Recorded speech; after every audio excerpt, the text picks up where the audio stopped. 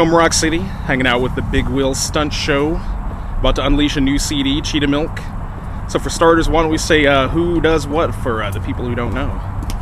I'm Evan, I play guitar. I'm Jake, I play bass. The new guy. That's the new guy. And I'm Justin, I play drums. Well, let's start at the beginning. I mean, it seems like a lot. Actually, you know what? Before we go back to the beginning, I've got to ask. Before I met you guys, you weren't the you're the show now, but you were the squad. We were the squad. So what's there's four of us. Yeah, and quad worked, right? Is that how the story ended up turning?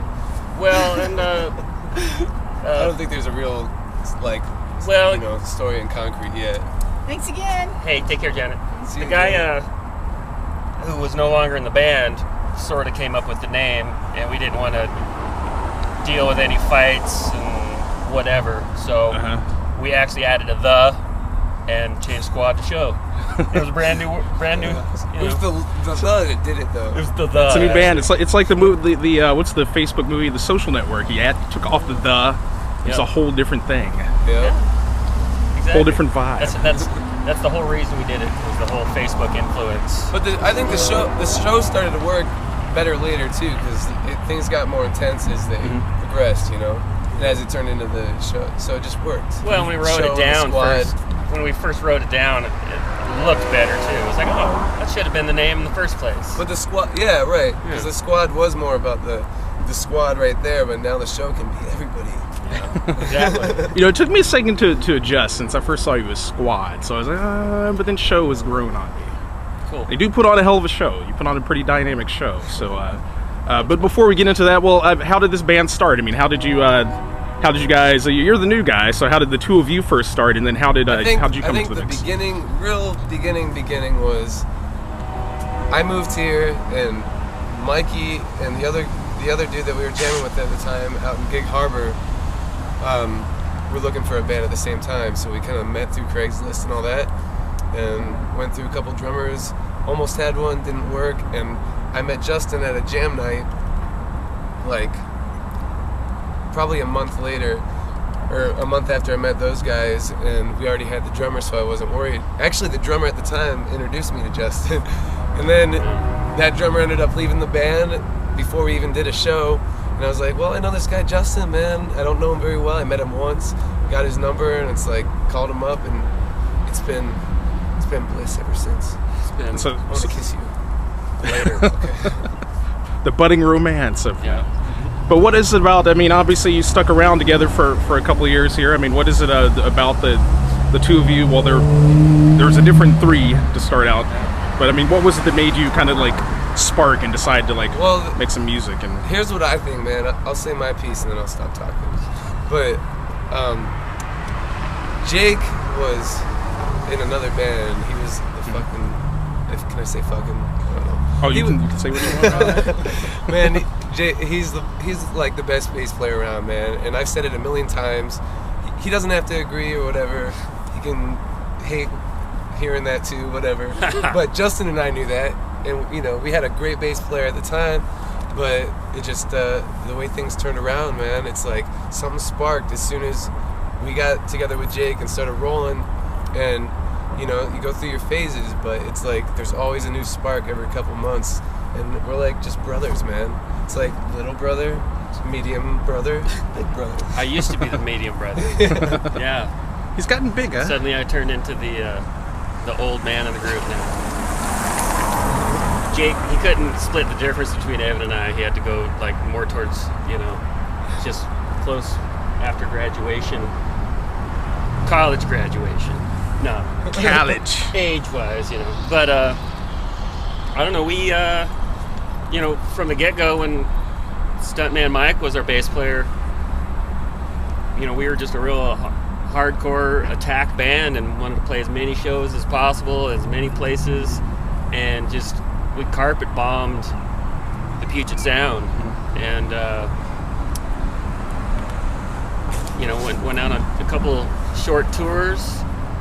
And then when Jake showed up, we had another little horse race of a mess of shows just in rapid fire. Actually played like 4 nights in a row, 2 days after he joined the band. And And then we played some shows, and we took a little break to record our album. And it wasn't a break as in like, well, see you guys later. It was just like no shows, you know.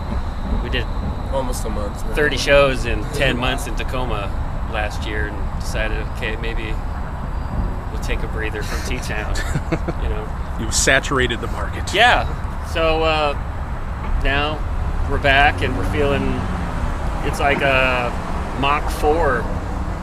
You know, even since we got together, we've really, you know, we've gotten, you know, nice relationship with each other.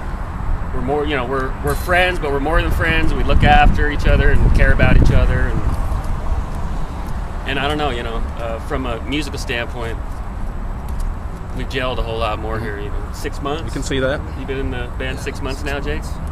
So I guess you're not that new anymore. no, Called you not the new really, guy, not but 6 really. months, that's... New to some people. I guess You're we a veteran, can stop you're a veteran. The, underwear hazing. You know, I guess. Okay, it's over, buddy. It's done. It's done. To bring someone in new to haze them after that. Yeah, exactly. But you know, just having Jake has headed us in a whole new direction and everything, so it's been a blessing. It really has. You can hear a difference in the sound. I can't quite put my finger on it. I've seen you just a couple times with Jake, but it seems like, I mean, I guess you always jammed, but it looks like you do a little more, you jam a bit more. There's a different kind of... We kind of let our a souls just float free a little more, longer, sometimes. You know, however it feels at the time. We don't play as many, like, more punk type tunes either anymore, you know, and we like playing punk, you know, because I like punk. I know Evan likes punk. But suddenly, you know, there's new parts in the engine, and it's like, hey, you know, this thing's running differently.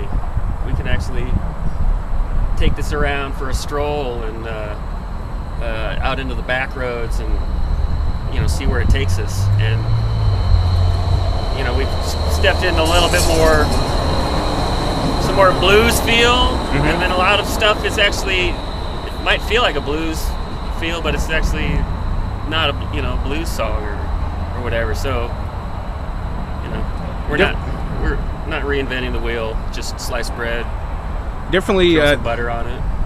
Definitely hear more so than maybe you particular influences you hear. Definitely there's kind of like a time period that comes into mind. It's like you definitely have that big arena rock sound, that kind of classic sound. Kind of tell me about what's kind of gone into that, or what attracts you to that sound.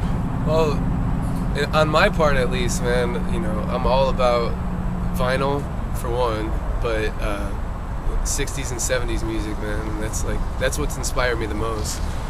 You know, there's other bands that are more recent and even like still going right now that are fairly new that have inspired me a lot too, but it's, you know, the 60s and 70s stuff that inspired me, and the bands that are new that I'm liking now, it just feels right to me. It feels real natural, you know.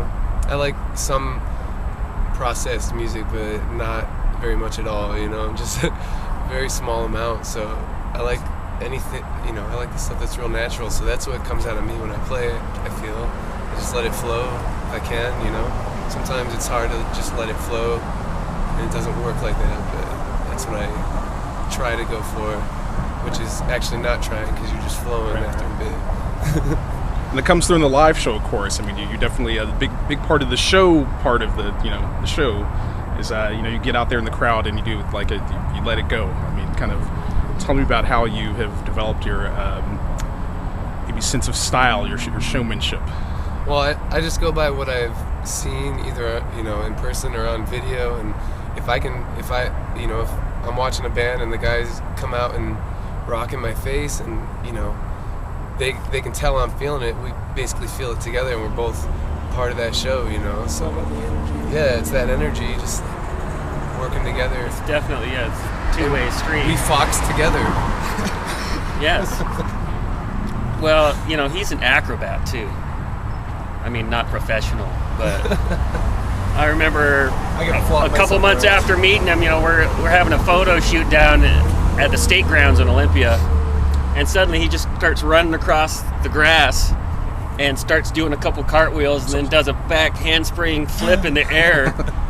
And all I could think of was like both of his wrists or his fingers just like snapping, you know, you know, on a sprinkler or whatever. But it didn't, and it was pretty cool. So, you know, I've seen him climb all over things, you know, in shows while still playing, and jumping all over things. I mean, he's been on the bar here a few times, and Yep. we did that up. He was up at the High Dive the other night, and shattering glasses down in Austin. That's happened. That's another story. Is when the camera's not rolling. By the way. Gotta pay for that stuff, man. My neck. Let's just say there was blood involved at the table. So when I see this guy, he takes me back to like a lot of the early '90s. You know, when it wasn't people in the crowd who were crowd surfing. It was dudes on stage jumping into the crowd, and they're still playing. And you know, if you're not holding them up, you're watching it. I don't know. I think you probably even get more energy than when you're actually holding them up. You know, holding the sweaty bastard up. But I don't know. I didn't know that was in him when I got in the band. Then just suddenly it was pow. I was like, whoa. But you have it's like that? Okay. Awesome. But you have actual acrobatic skills, not just like figuratively speaking. I don't know if you call them skills, man. If I'm feeling it, I can kind of like throw myself around and do flips and shit. But I had a lot of trampoline experience, so that helps. Got to incorporate that into the show, the trampoline. Yeah, dude. I think a 8 foot round, 8 foot all the way around trampoline would be a great idea. I'll do some like forward backflips where you move forward while you're backflipping. All right. I can do that shit, man. I think we might have to fill out some insurance waivers before that one, but all right, let's go for it.